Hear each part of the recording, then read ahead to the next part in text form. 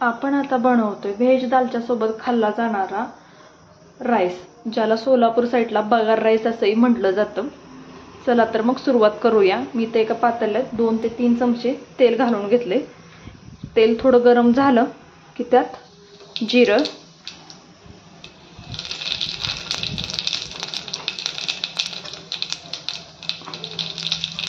जास्त तेल तापल्यामुळे मी गॅस आता थोडा ऑफ केलाय.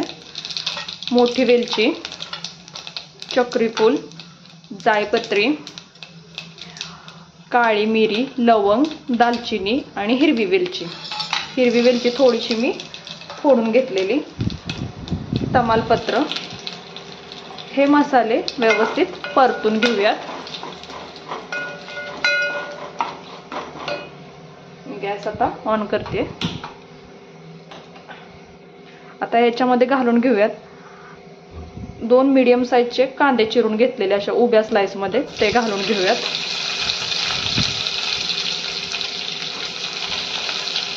ते व्यवस्थित मिक्स करून घेऊयात.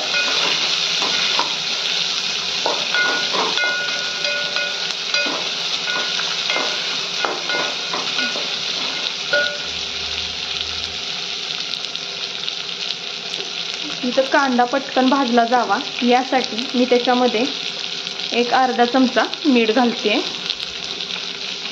आपला तांदूळ कितपत आहे त्या हिशोबाने मीठ घालायचं आपण. मीठ घातल्याने कांद्याला पाणी लवकर सुटतं आणि कांदा पटकन भाजला जातो. आपण छान कांदा गुलाबी रंग येईपर्यंत परतून घेऊयात.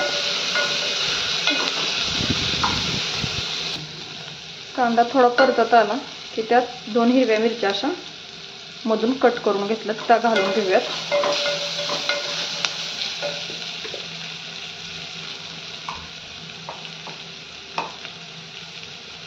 आले लसणाची पेस्ट 1 चमचा छान मिक्स करून घेऊयात.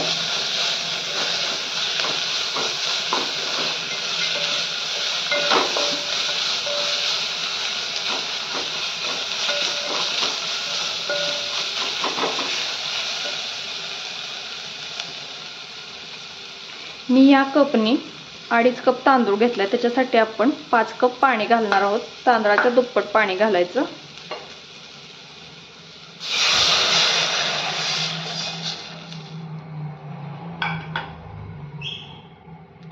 एक टोमॅटो असा मोठा मोठा कट करून घेतलाय, तो आता ह्याच्यामध्ये घालून घेऊयात. आणि थोडं लिंबू पिळून घेऊयात.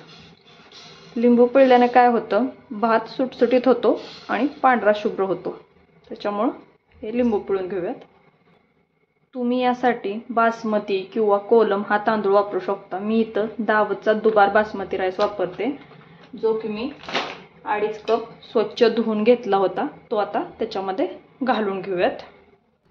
तांदूळ घातल्यानंतर व्यवस्थित मिक्स करून घेऊयात.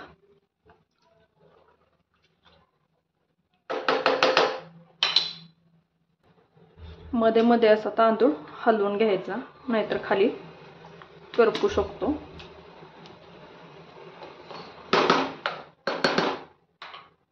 आता याला आपण उघडून बघूयात.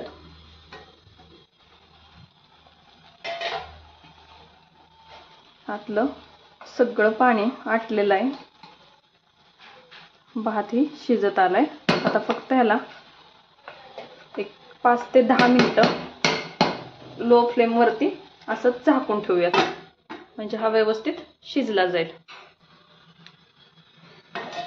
इथं आपला भात छान असा शिजलेला आहे, बघू शकताय तुम्ही. सुटसुटीतही झालाय आणि तांदूळही तुटला नाहीये, अखंड तांदूळ तसाच आहे याच्यामध्ये.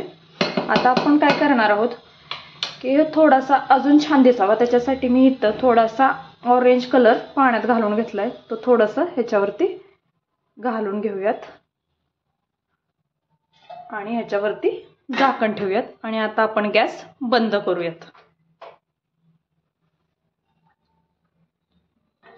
छान असा आपला भात तयार झालाय. आता आपण तो सर्व करूयात. तुम्ही बघू शकता त्याला कलर खूप छान असा आलेला आहे आणि तो एक खूप असा मोकळा सुटसुटीत झालाय.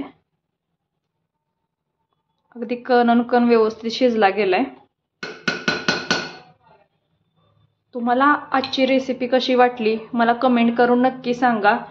चॅनलवरती नवीन असाल तर चॅनलला सबस्क्राईब करा, व्हिडिओला लाईक करा, कमेंट करा, शेअर करा.